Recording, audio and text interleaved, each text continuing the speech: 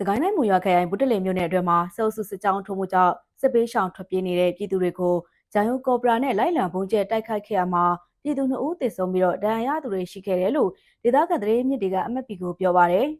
။မေလ19ရက်နေ့လယ်ပိုင်းကမုံရွာရေဦးလမ်းကျောအပါအဝင်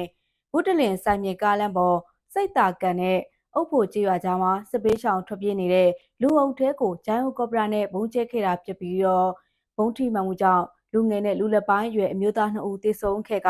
တဦးမှာခေါင်းပြတ်ထွက်သွားတဲ့အထိပြင်းထန်စွာထိခိုက်ဒဏ်ရာရရှိခဲ့တယ်လို့ဆိုပါတယ်။ဒဏ်ရာရသူတွေလည်းရှိပေမဲ့ဝေယုံသုံးကထွက်ပြေးနေရတာကြောင့်အရေးအတွက်အတိအကျကိုမသိရသေးပါဘူး။ဒေသခံတွေကတော့စောစုဟာမြေပြင်စစ်ကြောင်းမရောက်ခင်ကတည်းက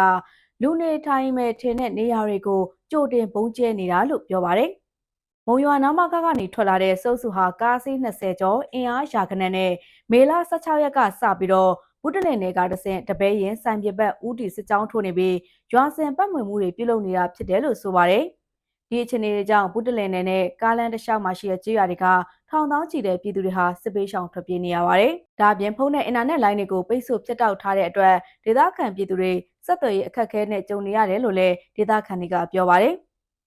ပြစ်ခတ်တိုက်ခိုက်ခံရချိန်အိမ်ပြင်ဘက်လဟာပြင်မှာရှိနေပါကရေမြောင်းနေချာဒါမှမဟုတ်ကြောက်တုံးကြောက်ခဲနဲ့မာကျောတဲ့အရာဝတ္ထုတွေနောက်ဝင်ရောက်ပုံခိုပါပုံခိုစရာမတွေ့ပါက